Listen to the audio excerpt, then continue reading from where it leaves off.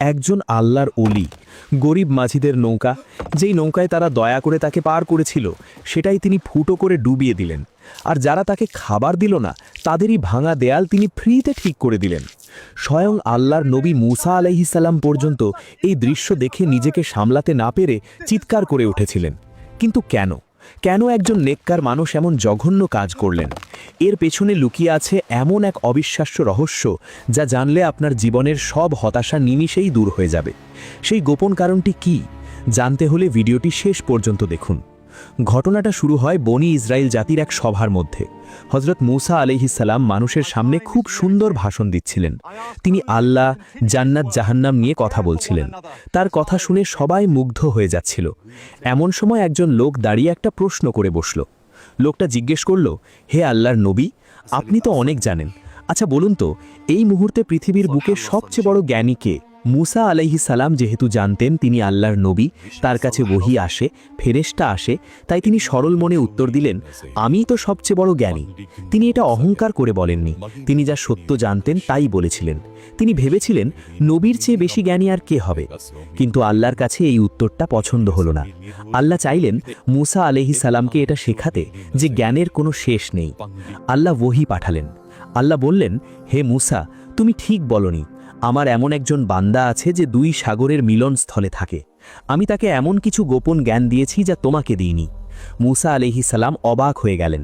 তিনি ভাবলেন, আমার চেয়েও বেশি জানে? আমি তার সাথে দেখা করতে চাই, আমি তার ছাত্র হতে চাই।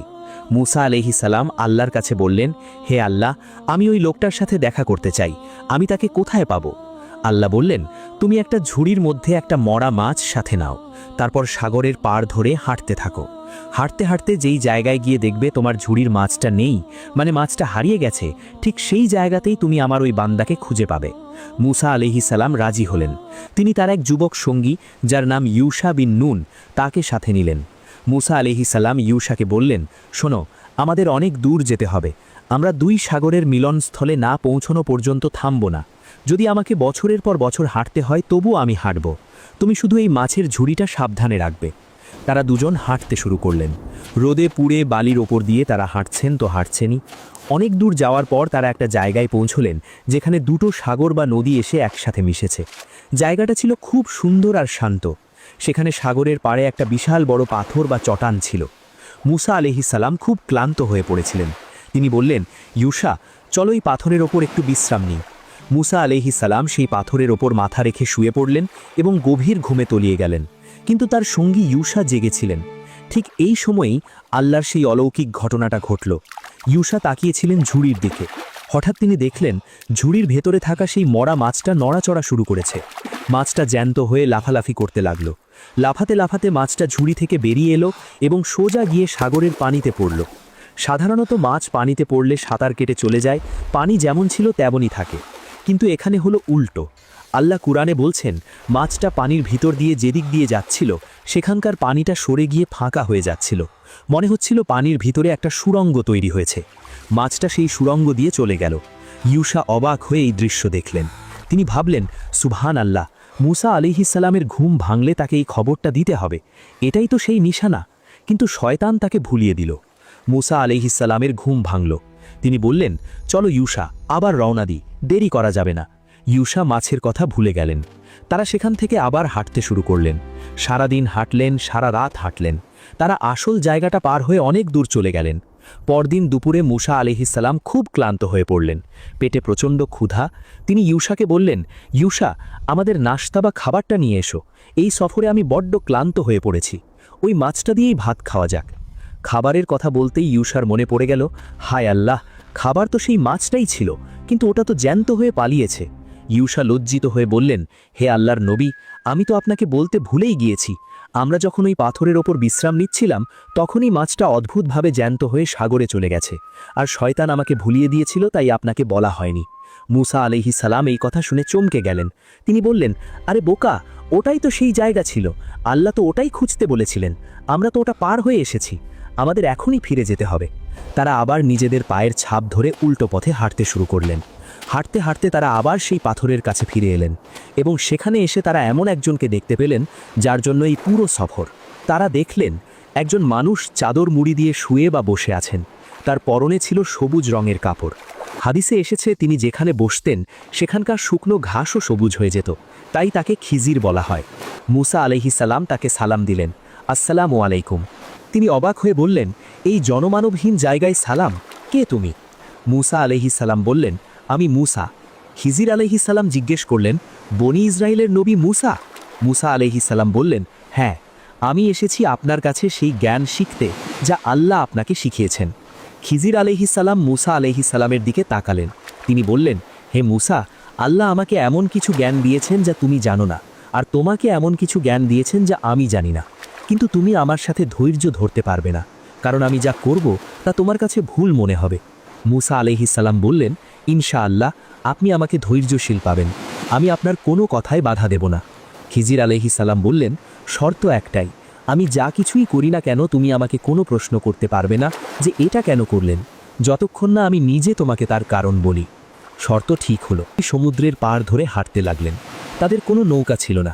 এমন সময় একদল গরিব মাঝিদের নৌকা নিয়ে যাচ্ছিল। তারা খিজির আলাইহিস সালামকে চিনতে পারল। তারা বলল, আরে এ তো আল্লাহর নেক বান্দা।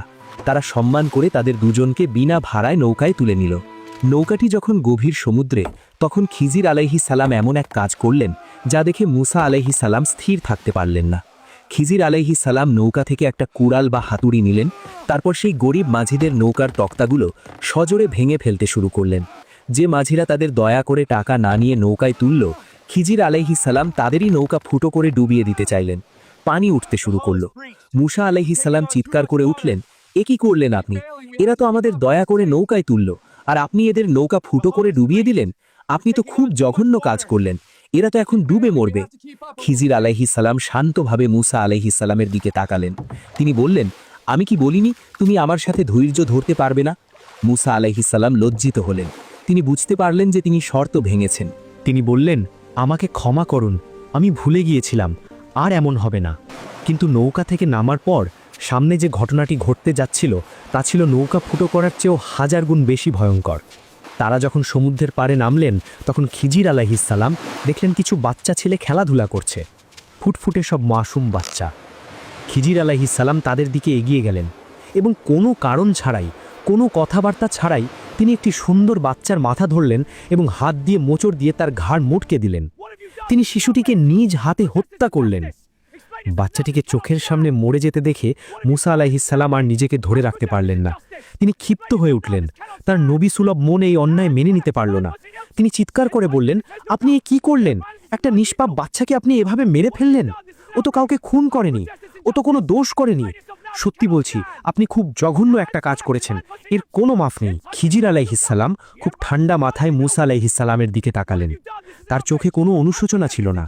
তিনি বললেন, আমি কি আপনাকে আগেই বলিনি আপনি আমার সাথে ধৈর্য ধরে থাকতে পারবেন না?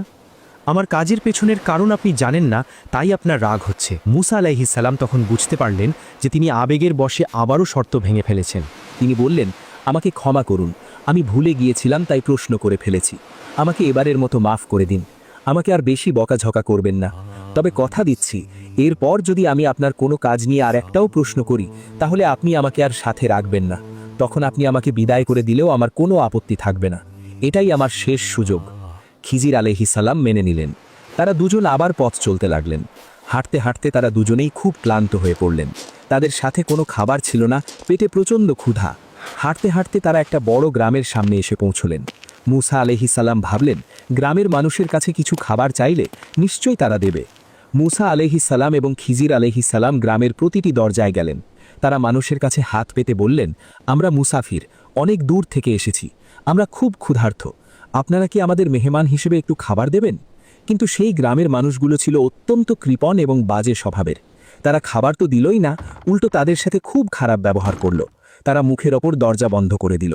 একজন আল্লাহর নবী এবং একজন অলিকে তারা না খেয়ে অপমান করে গ্রাম থেকে তাড়াতে চাইল।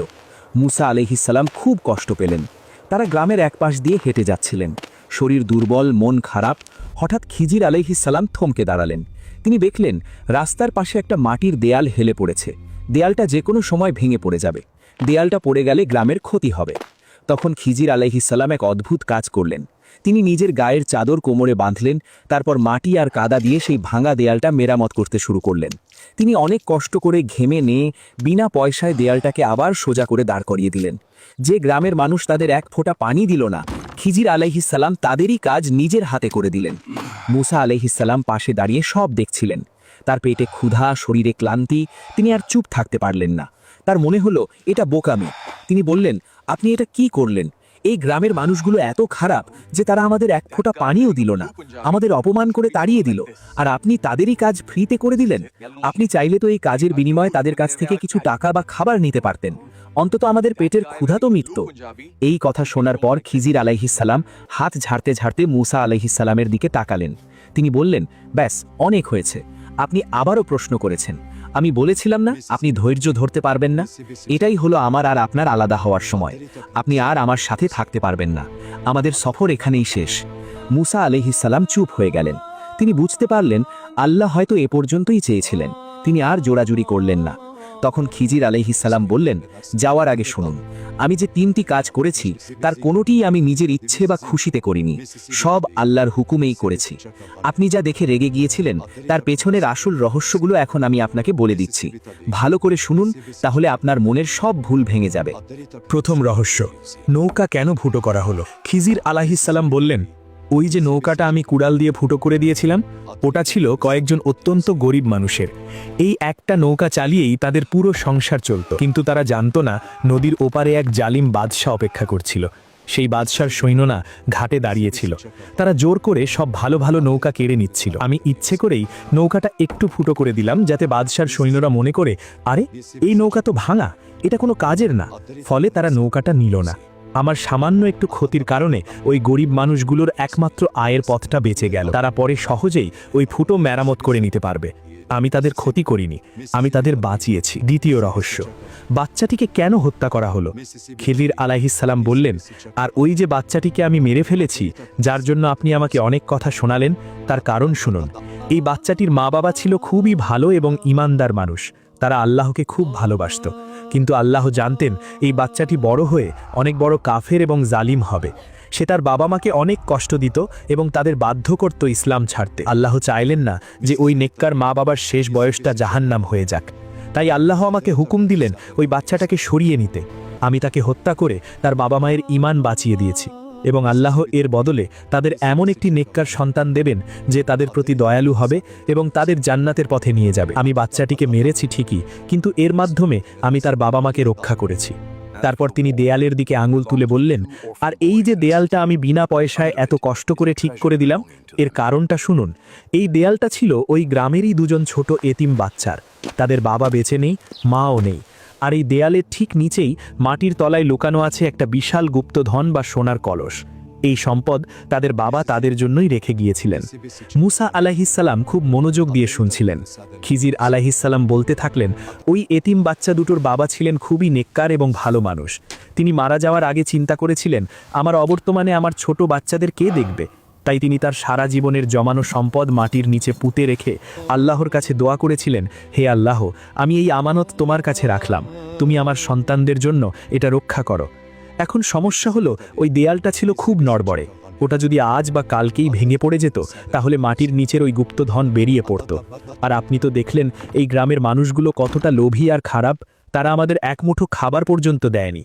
তারা যদি ওই সোনা দেখতে পেত, তবে কি আর ওই এতিম বাচ্চাদের দিত? তারা সব লুট করে নিত। বাচ্চারা দুর্বল, তারা বাধা দিতে পারত না। তাই আপনার রব আল্লাহ চাইলেন না যে ওই ভালো মানুষটার আমানত নষ্ট হোক। আল্লাহ চাইলেন ওই এতিম বাচ্চাগুলো আগে বড় হোক, তাদের শরীরে শক্তি আসুক, তাদের বুদ্ধি হোক। তারপর তারা নিজেরাই তাদের বাবার রেখে যাওয়া এই সম্পদ খুঁজে বের করুক। এটা ছিল আপনার রবের পক্ষ থেকে এক বিশেষ দয়া। খিজির আলাইহিসসালাম মুসা আলাইহিসসালামের চোখের দিকে তাকিয়ে শেষ কথাটি বললেন, হে মুসা, আমি নৌকা ফুটো করেছি, বাচ্চাকে মেরেছি আর দেয়াল ঠিক করেছি, এর কোনোটাই আমি নিজের ইচ্ছায় করিনি, সব আল্লাহর হুকুমেই করেছি। আল্লাহ যা জানেন আমরা তা জানি না। এটাই হলো সেই ঘটনাগুলোর ব্যাখ্যা যা দেখে আপনি ধৈর্য ধরতে পারেননি। এই কথা শোনার পর মুসা আলাইহিসসালাম শান্ত হলেন। তিনি বুঝতে পারলেন আল্লাহর জ্ঞানের সাগরের তুলনায় তার জ্ঞান কত সামান্য। আল্লাহর প্রতিটি কাজের পেছনেই কোনো না কোনো কল্যাণ লুকিয়ে থাকে, যা মানুষ খালি চোখে দেখতে পায় না। এরপর দুজন দুদিকে চলে গেলেন। তাদের সফর সেখানেই শেষ হলো। প্রিয় দর্শক, কোরআনের সূরা কাহফের এই তিনটি ঘটনা, নৌকা, শিশু এবং দেয়াল, আমাদের জীবনের জন্য এক বিশাল শিক্ষা। প্রথম শিক্ষা, ধৈর্য ধরা। মাঝিদের নৌকা ফুটো হয়েছিল, এটা তাদের জন্য বড় ক্ষতি মনে হচ্ছিল, কিন্তু আসলে ওটাই ছিল তাদের বেঁচে যাওয়ার উপায়। আমাদের জীবনেও যখন কোনো বিপদ আসে, চাকরি চলে যায়, ব্যবসায় লস হয় বা আমরা অসুস্থ হই, তখন আমরা হতাশ হয়ে যাই। কিন্তু আমরা জানি না, হয়তো আল্লাহ এই ছোট বিপদের মাধ্যমে আমাদের বড় কোনো ধ্বংস থেকে রক্ষা করছেন। যা আমাদের কাছে খারাপ মনে হয়, সেটাই হয়তো আল্লাহর কাছে মঙ্গলের। দ্বিতীয় শিক্ষা, সন্তানের জন্য নেক আমল। ওই এতিম বাচ্চাদের বাবা নেককার ছিলেন বলেই মৃত্যুর পরেও আল্লাহ তার সন্তানদের সম্পদ রক্ষা করেছেন। আমরা যদি আমাদের সন্তানদের ভবিষ্যৎ সুন্দর করতে চাই, তবে আমাদের নিজেদের আগে ভালো হতে হবে। আমরা যদি সৎ পথে চলি, আল্লাহ আমাদের সন্তানদের দায়িত্ব নেবেন। তৃতীয় শিক্ষা, আল্লাহর ফায়সালা মেনে নেওয়া। সবকিছু আমাদের বুদ্ধিতে ধরবে না। কখনো কখনো আল্লাহ এমন কিছু করেন যা দেখে আমাদের মনে প্রশ্ন জাগে। কিন্তু মুসা আলাইহিস সালামের ঘটনার মতো আমাদেরও মনে রাখতে হবে, আল্লাহর পরিকল্পনাই সেরা। আসুন আমরা আমাদের জীবনে ঘটে যাওয়া বিপদগুলোকে আল্লাহর পরীক্ষা এবং রহমত হিসাবে মেনে নিই। আমরা যেন মুসা আলাইহিস সালামের মতো জ্ঞানের পিপাসু হই এবং খিজির আলাইহিস সালামের ঘটনার মতো আল্লাহর গোপন রহস্যের ওপর বিশ্বাস রাখি।